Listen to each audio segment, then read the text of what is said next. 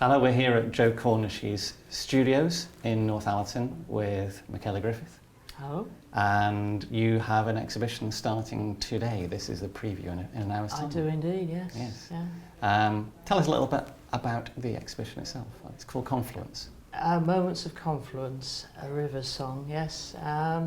It's featuring a body of work that I've been developing over the last 3 years, all which are by and large within walking distance of my home on the border of Derbyshire and Staffordshire in the Peak District. Yeah, we featured some of the work before in the magazine. You have, yes. In some respects the story's sort of been shared through on landscape on a couple of occasions, right from starting obviously through to reviewing things after a year. So the images that are on display are a number of those that we've obviously talked about before. And yes. It's nice to have an opportunity to show it as a body of work. Yeah. And the Moments of Confluence is the title. How did that come about? Because titles are difficult, aren't they? They are tricky, and yeah, it proved a little bit harder than I thought. I mean, I thought it was going to be a little bit easier looking back at some of the things I'd written. But no, I mean, one or two of the things I thought of initially just seemed a little bit contrived, and I drew a bit of a blank, and then just suddenly Moments of Confluence popped up, and I still don't know where it came from. Yes, but yes. You worry a bit sometimes that you've seen these things somewhere before and maybe somebody else has used it. But I couldn't immediately find anything. Yeah.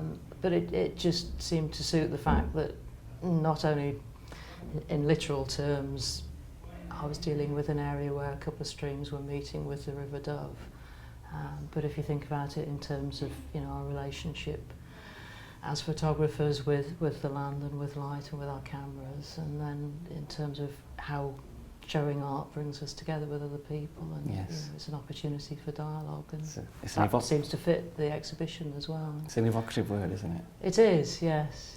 Yeah. So the project itself, for those who haven't read your articles, yeah.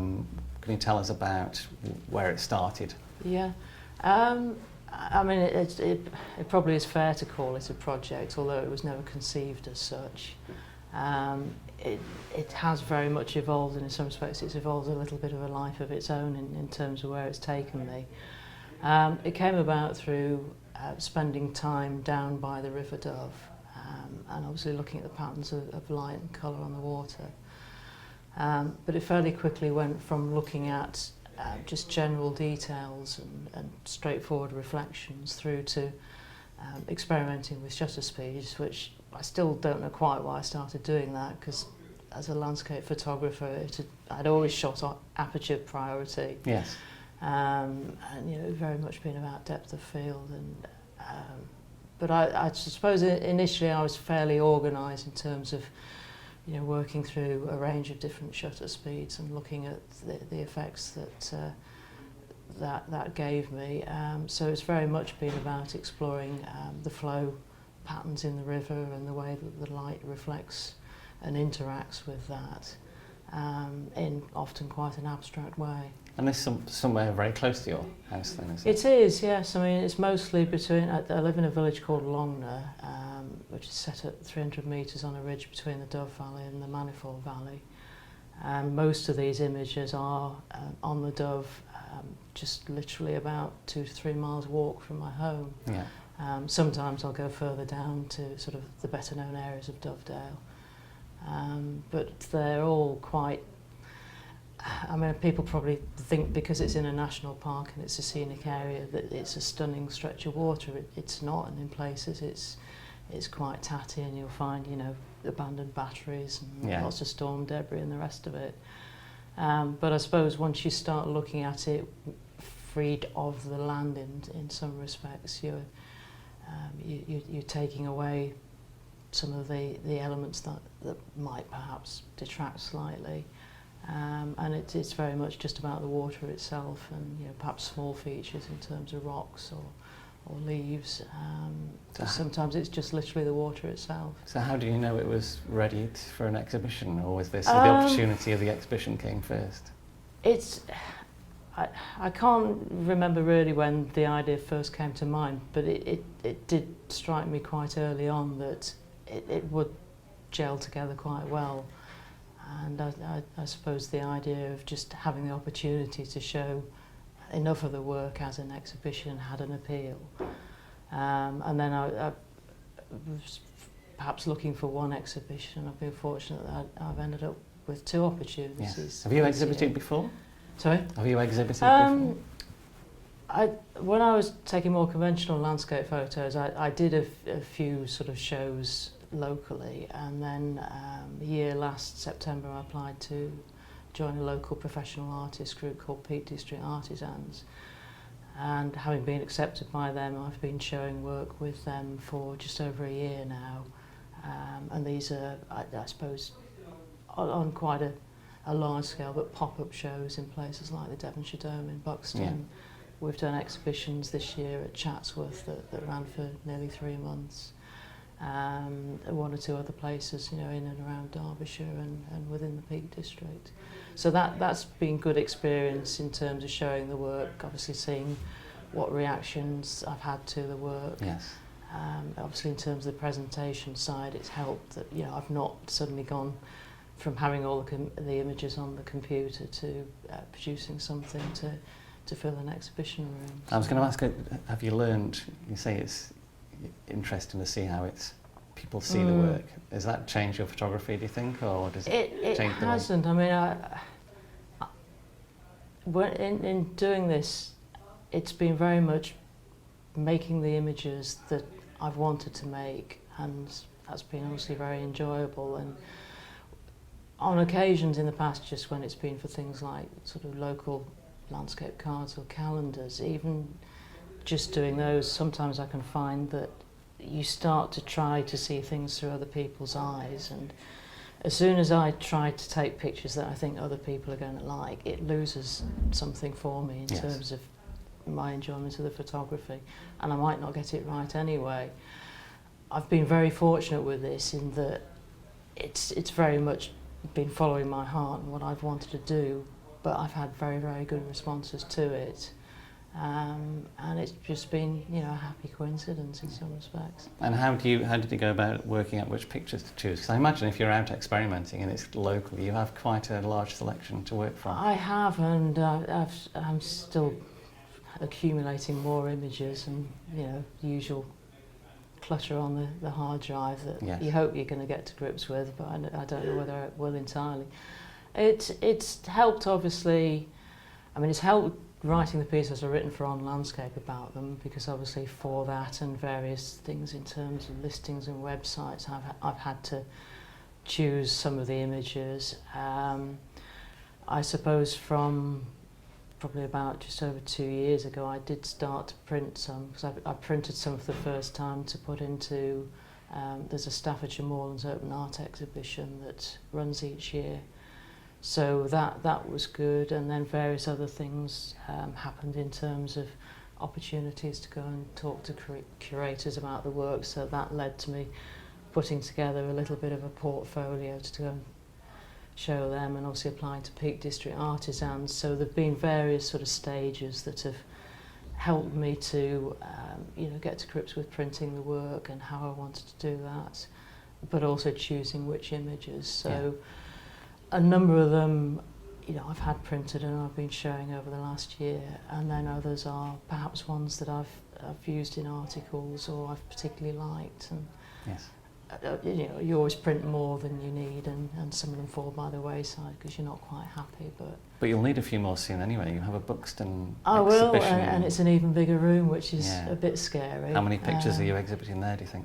I think it's going to be probably about another dozen, so I think we're going to end up with somewhere around 15, 17 downstairs. Yeah. So I'm probably going to be heading up towards the 25 to 30. That's a reasonably big exhibition. It is. It's a reasonably big room. Yes. So should we take a look at the pictures downstairs? Yeah, fine. Yeah. All right. So we've come down to the arched gallery, and we're going to take a quick look at your pictures. Okay. And starting with the one, being as they're all about water, that doesn't have any obvious water in it? Not obviously. Not no, obvious no. water. This one was taken in March 2013 when we had a lot of heavy drifting where we are. So the stream is there. Yes. Underneath the folds in the snow. Yes. But I was quite intrigued by obviously the mantle and the play of light and shadow. Wonderful patterns on there. But it's fascinating. I've been looking all week for something that would work as a composition, and the cloud had been obscuring the sun.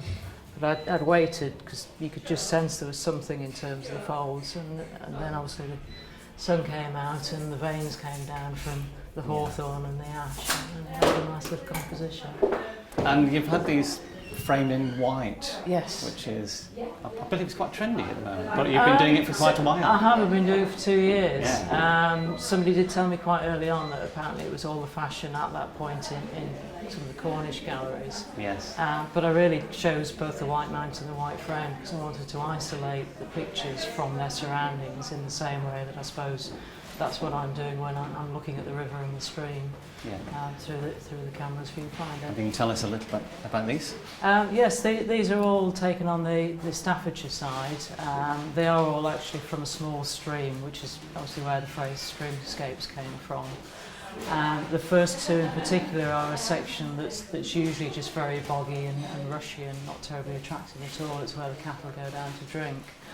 But they're all taken around the same period of time, so ranging from sections that once the mantle of snow went and it revealed the rushes, that started to turn black due to the lack of oxygen, and that was just playing around with something that gave quite a soft watercolour effect. And on another occasion when we hadn't had quite so much snow, this was looking straight down at the stream, so a small rock, and just picking up the patterns that were formed by the water flowing between the rock that you see and adjoining rocks, but obviously the patterns that form in the ice from successive freeze thaw over a few nights. And I like the fact you haven't used a particularly long shutter speed on this. So no, I mean you've actually got these bubbles of water. It helps. People have said obviously it echoes the patterns in the ice a little bit, but it just gives you that degree of texture and directionality to it as well. Yeah, and here we're working a lot longer shutter speeds for this than the one next to it. They're still, I mean, they're still all in fractions of seconds rather than going into multiple seconds. In this case, this was just a small cluster of air bubbles at a point that were spinning back on themselves. And again, through experimenting with different shutter speeds, you can obviously achieve different effects, but it does quite, I mean, in terms of name, I called that Whirlpool. I've got another one I called Vortex, just because of the patterns that it's created. I love the way the specular highlights on the weather from the sun. I mean, scribble. that's something that obviously I never anticipated, but that fascinates me, the way you do get patterns from the reflected sunlight, and obviously going on to the next image as well, it's very much playing with that effect too. Yes, and this picture's it's more abstract in a way. Is this the same thing but more closer? It's probably similar in terms of shutter speeds, but the big difference with this is moving onto the side that's over limestone, so you get much greater clarity with the water, and you tend to get obviously a mix of colours that are reflected from the blue in the sky. So this is trees and sky, you can see. It's the blue of the sky itself. Yeah. The sort of greeny browns are moss over the rocks that the water's flowing over. But yeah, that's one of my particular favourites, I think. Yeah. The very abstract effect. And this top picture was, I think, one of my favourites, and I was intrigued that it looks like plants underneath the water. Yes, it's grass underneath the water. This is taken further down towards Dovedale, and it's one of the side valleys that usually runs in dry to the Dove. Yeah. But after the spring rains, it was running wet, so all the grass was submerged. But the bluey colours are the shade in the lee of the path. Yeah. So it's that same pattern, but the same it colour, does make you think of combinations. sea or seaweed, doesn't it? It does, yes. And then we've got possibly more conventional Yes, a little bit more, pictures. probably slightly more recognisable perhaps as a photograph, although again it becomes a little bit more abstract in terms of the light on the water. Unfortunately, that was one of my favourite spots because you always got this effect of the water spiralling anti-clockwise around the rocks, yes. and I don't know whether it was storm debris or what it was, but the rocks have moved, so it never happens anymore. You'll find something else again. Yes, soon. I've found something else recently, but yeah, unfortunately not that particular one. And in the bottom one we got this where the water's folding back on itself and It some more is, plants. yes, it's almost a bit like a pulse in the water. Yeah. Again, that's over limestone, so you've got the clarity of the water and the vivid blue from the sky, and just a little bit of grass beneath, which just gives you those green lines. Yeah, and this effect where the water is folding back is beautiful. Yeah, somebody said to me that this made them think about water in its three forms in terms of going from solid to gaseous. Yes, it looks like almost a lump of ice if you're in that small section. Yeah. And this is going back to the specular highlights. It is, yes. You can tell this fascinates me quite a bit. It's really, fantastic. The terms of scribbles. It does feature. Yeah. I mean, you can learn to sort of anticipate these and see them a little bit more, but you never know exactly what you're going to turn. Yeah, and we got a wonderful combination of the clouds over the blue sky. Yeah, this was in the shadow of a hawthorn hedge. Again, it's on the gritstone side, so you get a little bit of colour on the boulder, and just a little bit of sunlight breaking through the hedge onto the water's surface. Very characteristic peaty colour. Yes, yeah. And we should say that there are more pictures than these. There are indeed, yes.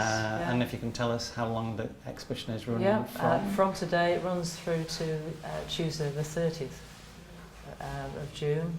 And your exhibition in Buxton? Yes, there's another exhibition called Liquid Light at Buxton Museum and Art Gallery from September the 12th through to November the 14th.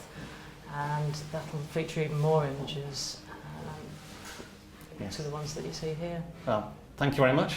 You're welcome. And we'll be featuring a few more pictures from Michéla in this article.